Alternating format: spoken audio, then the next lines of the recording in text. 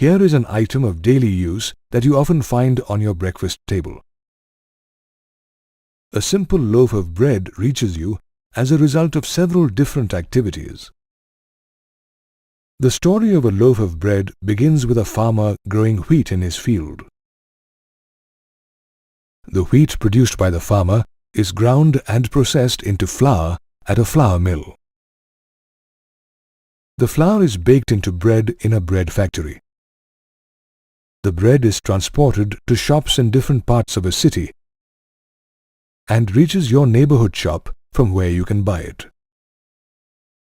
All these activities that involve the production and distribution of products and services are examples of economic activities. Economic activities are classified into three different groups called the primary sector, the secondary sector, and the tertiary sector. Did you know the three-sector hypothesis that divides the economic activities into primary, secondary, and tertiary sectors was developed by Colin Clark, a British economist, and Jean Forestier, a French economist.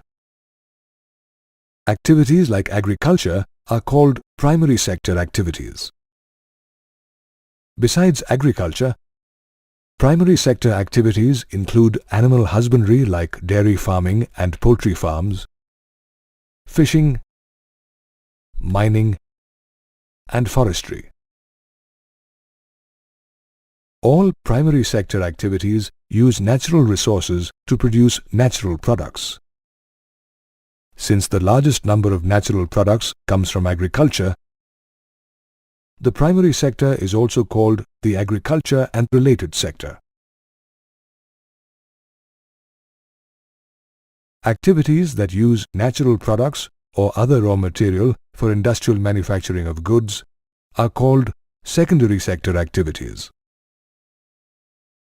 The secondary sector includes all kinds of manufacturing activities, from food processing to manufacturing of automobiles, garments, and electronics.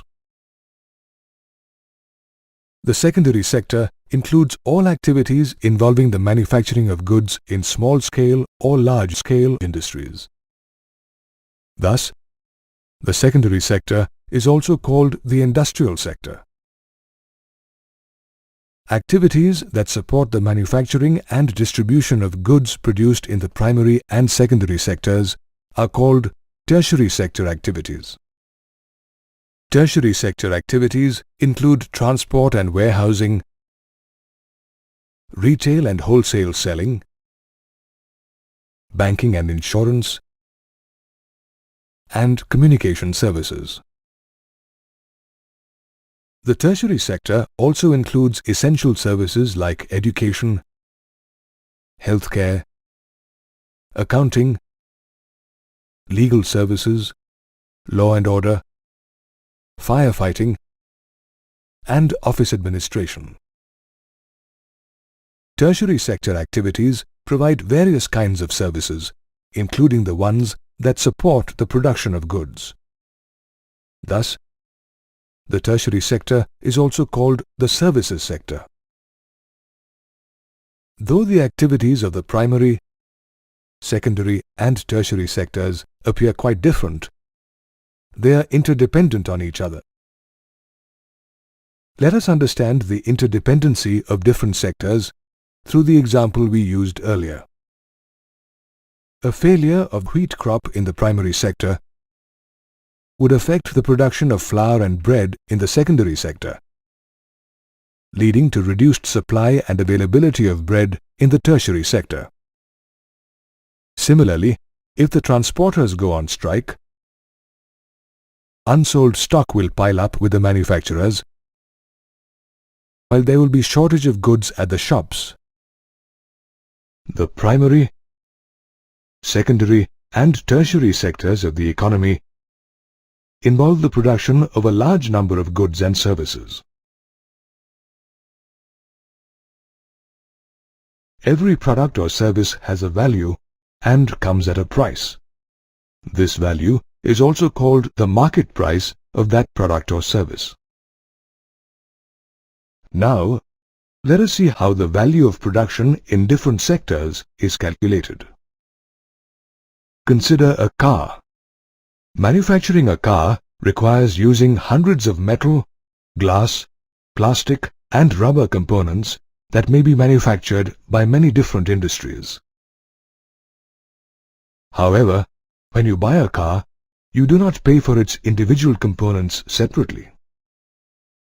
You only pay for the final value of the car that already includes the values of all its components.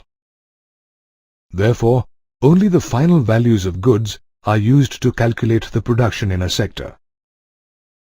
Every year, the government collects data on the values of final goods and services produced in different sectors of our economy. The sum of the total production in the three sectors in a year for a country gives the gross domestic product or GDP for that country in that year. We can also say that the gross domestic product is equal to the total value of all final goods and services produced in a country in a year. GDP is a globally accepted indicator of the size and health of a country's economy. Let us now see how much different sectors contribute to the GDP of a country. Statistical data reveals that the contribution of different sectors to the GDP of a country depends on the state of development of that country's economy. An economy starts developing based on natural resources and products. Thus, at the initial stage of development, the primary sector is the biggest contributor to GDP. In a developing economy, industrialization creates fresh job opportunities and people start using more and more manufactured goods. This is the phase where the secondary sector becomes the biggest contributor to GDP. In developed countries, people can afford and demand more and more services, leading to a rapid growth in the tertiary sector. Thus, in developed countries, the tertiary sector is the biggest contributor to the GDP. The graph here shows the change in the contributions of the three sectors to India's GDP from 1973 to 2003. The graph shows that although all the three sectors expanded, the tertiary or services sector recorded the largest growth to become the largest sector in India's economy. This graph shows the change in the percentage contribution of GDP by the three sectors from 1973 to 2003. The graph shows a decline in the contribution to GDP from the primary sector, a marginal increase in the contribution from the secondary sector, and a significant rise from the tertiary sector. Now let us take a look at the reasons for such a rapid expansion of the tertiary sector. The tertiary sector has expanded due to the government's initiatives for the expansion of essential services like schools, hospitals, banks, postal services, police stations, local administration, and the army. Another reason for the expansion of the tertiary sector is the development of transport, trading, and storage services to support growth in agriculture and industries. Rising incomes of people and a growing demand for better services like private schools and hospitals, and leisure services like dining, hotels, shopping, and tourism have also contributed to the growth of the tertiary sector. The tertiary sector has also benefited from the rapid development and expansion of communication and information services over the past decade. We have seen that in the 3 decades from 1973 to 2003, the tertiary sector expanded the most and became the largest contributor to India's GDP. However, the primary sector is the largest employer, with more than 50% of the working population engaged in it. As shown by the graph here, the increase in production in manufacturing and services is not matched by an increase in employment opportunities in these sectors. The primary sector employs over 50% of the working population, but has a share of only 25% in the GDP, which indicates its low productivity. The reason productivity appears low in the primary sector is that more people than required are engaged in agriculture. Though with more workers the labor effort gets divided, removing a few workers does not affect agricultural production. Thus, some agricultural workers only appear to be employed. This is called underemployment or disguised unemployment. Given an opportunity, the surplus workers could be employed at someplace else, where they could work to their full capacity and increase their family's income. Many workers in the manufacturing and services sectors also do not find regular work and suffer from underemployment. Thus, there is a pressing need to create more employment opportunities to increase the productivity of our workforce. This brings us to the question, how can we create more employment opportunities? Building dams, roads and irrigation canals to improve rural infrastructure can generate a lot of employment for local people. Providing easy, affordable loans to farmers to increase production also helps in reducing underemployment in the primary sector. Promoting agro-based industries like crushers, grain polishing mills and cold storage facilities also generates more employment in rural areas. Expanding education and healthcare services will not only improve the literacy and health status of the population, but also create thousands of job opportunities. Promoting the tourism sector can result in the creation of around 35 lakh more jobs. Proper implementation of employment generation schemes launched by the government is also required to provide more employment to people. The National Rural Employment Guarantee Act is one such scheme launched by the central government in 2005. NREGA guarantees 100 days of employment per year to every person willing to work, or an unemployment allowance if work is not provided. You have already studied about the classification of economic activities into primary, secondary and tertiary sectors depending on their nature. Economic activities can also be classified into organized and unorganized sectors depending on their conditions of employment. Meet Manav and Riya. Let us understand the difference in the organized and unorganized sectors by looking at their working conditions. Riya works in an office where she reports for work at 9 a.m. and leaves for home at 5 p.m. If Riya is required to work for more hours, she is paid overtime money. Riya gets paid casual and medical leave, besides an off on all Sundays and public holidays. On joining work, Riya was given an appointment letter stating the terms and conditions of her work. Riya always gets her salary on time every month. Riya is entitled to all the allowances as per government rules like Provident Fund, medical allowance, travel allowance, etc. Riya works in the organized sector with regular terms of employment as per government rules and guidelines.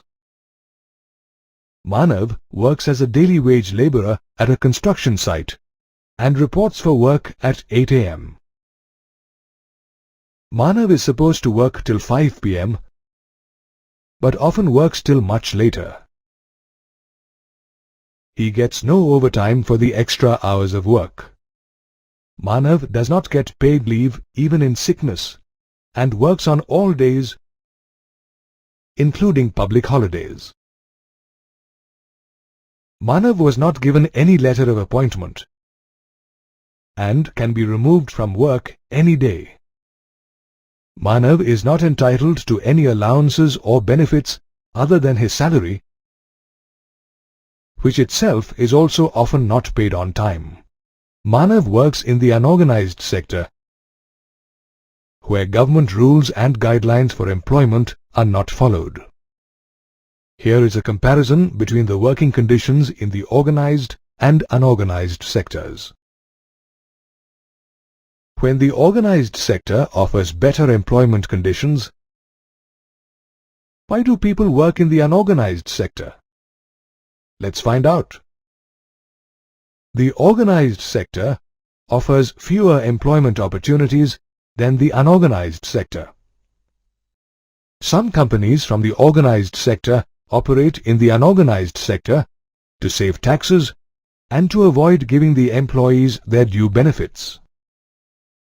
Since the 1990s, a lot of people employed in the organized sector have lost their jobs and or forced to take up employment in the unorganized sector.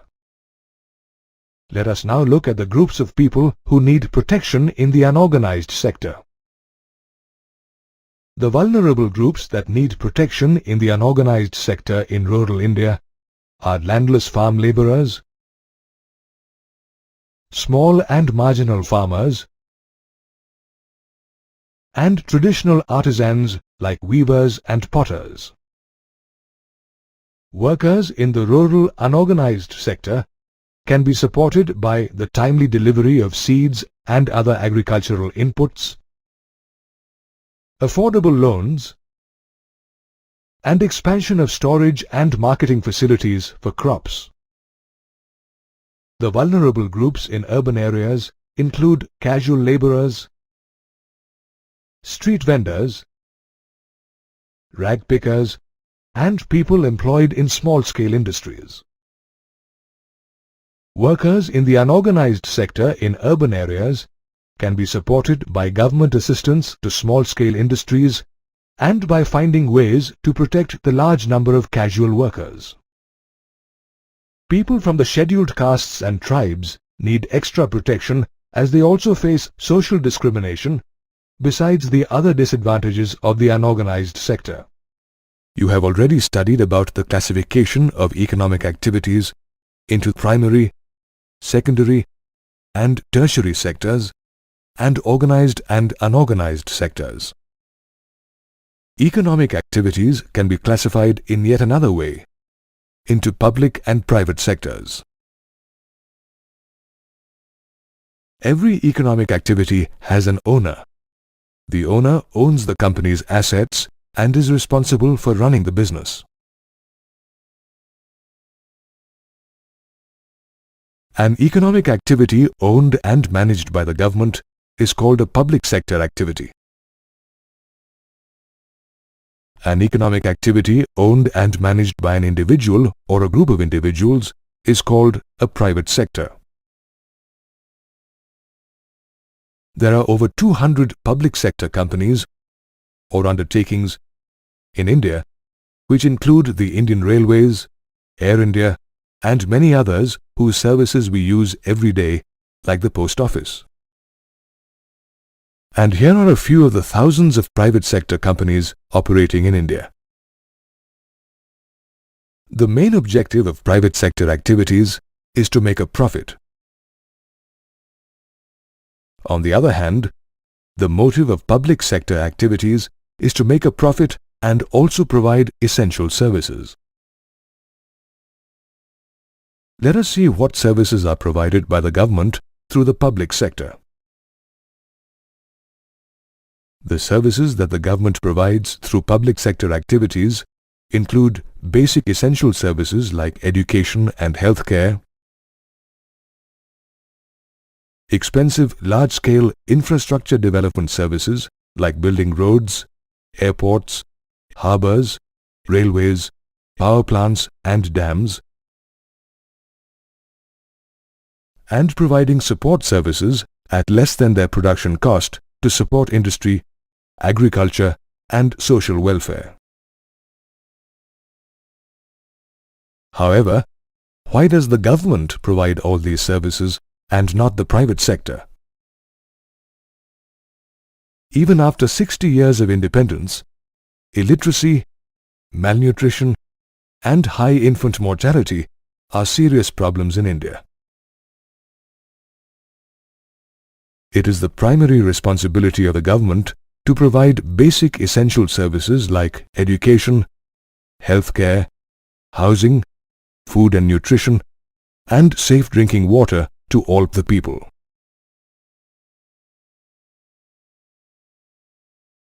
A country needs transport and communication networks and facilities for power generation, trade and commerce, etc. for economic development. Many such infrastructure development services are too expensive for the private sector to provide, at a reasonable cost to the average consumer. Hence, such services are provided by the public sector. Private sector companies sell their products at a price higher than the production cost to make a profit and stay in business. However, the government bears a part of the cost for some commodities to make them available at a reduced price to some sections of society. Such support activities include providing power at subsidized rates to farmers and small industries, and providing food grains through the PDS to consumers at a price lower than the procurement price paid to farmers.